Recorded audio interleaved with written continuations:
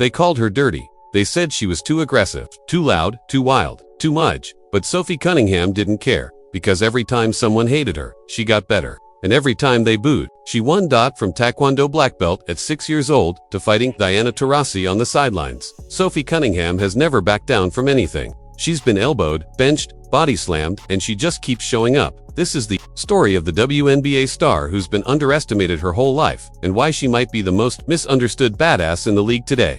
These are the 10 moments that proved Sophie Cunningham was built for war, and why even her biggest haters can't ignore her anymore. Born to fight, the black belt origin before she ever touched a basketball. Sophie Cunningham was already dangerous. At just 2 years old, she started training in Taekwondo. By 6, she earned her black belt. Let that sink in. She was a certified martial artist before she could ride a bike without training wheels. Sure, she probably wasn't breaking boards like Bruce Lee. But even back then, Sophie wasn't afraid to scrap.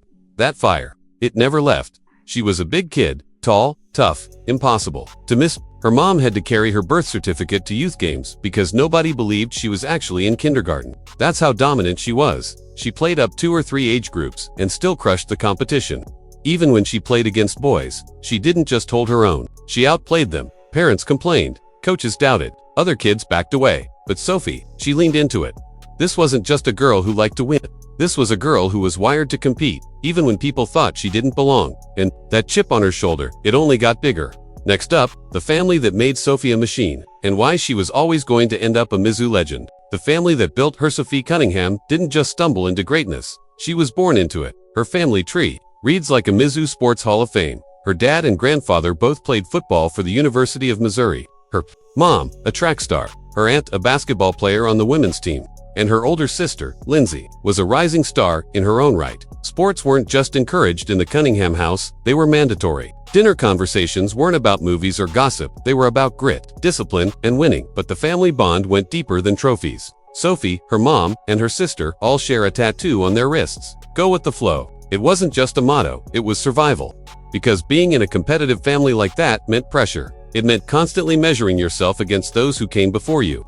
And for Sophie, that meant stepping out from Lindsay's shadow. Lindsay was structured, responsible, a classic leader. Sophie was the wild card, the free spirit, the chaos. But even as Sophie grew louder, bolder, and more explosive, there was no jealousy, only loyalty. Coming up next, how Sophie's bond with her sister never cracked, even when she stole the spotlight. High school domination, and a shocking twist by the time Sophie Cunningham hit high school. The word was out. She wasn't just good, she was a problem. She joined Rockbridge High and immediately helped the team win its first of 4 straight state titles. That's not a typo for straight. She racked up nearly 2,000 career points, finishing as the school's all-time leading scorer.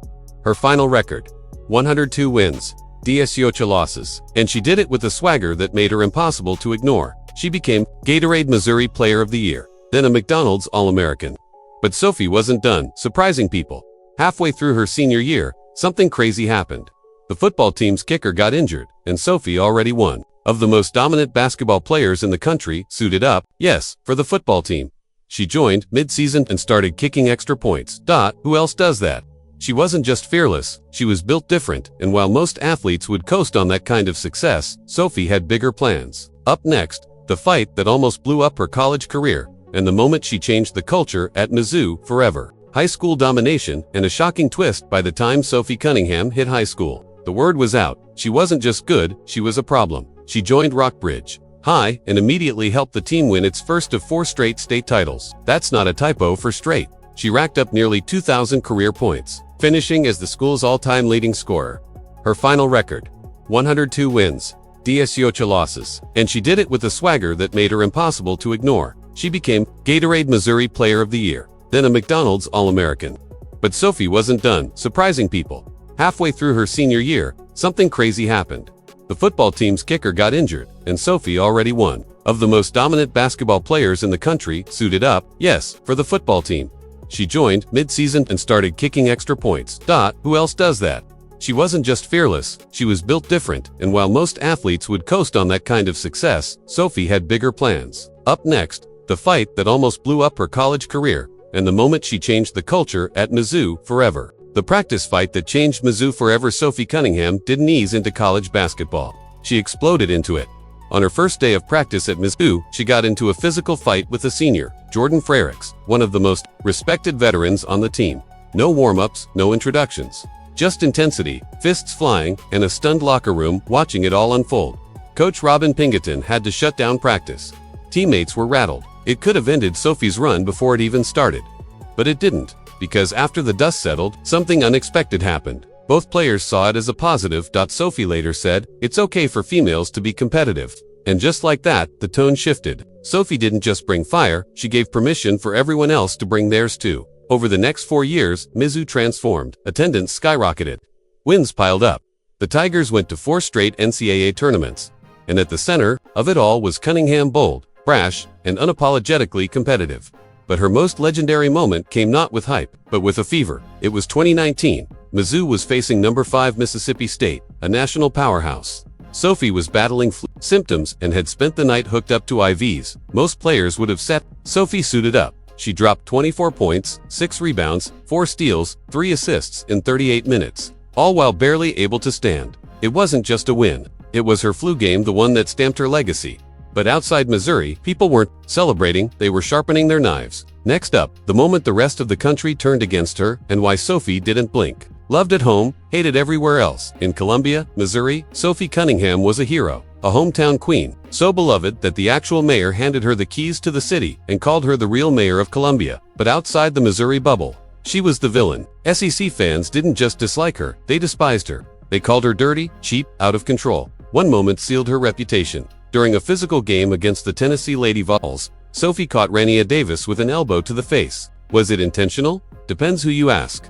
Davis didn't hesitate. She told reporters, "I'm not surprised." Because of who it was, the tension with Tennessee ran deep. After one heated matchup, a Val's assistant refused to high-five Sophie in the handshake line. So what did Sophie do? She doubled back, stared the coach down and forced the high five. That's who she is. But even her signature look started by accident. Those iconic rolled-up shorts that became her trademark. They were a fix for a simple problem. Her compression shorts were riding up and bothering her legs. So she rolled her game shorts up and never stopped. Suddenly, everyone was copying it. Love her or hate her.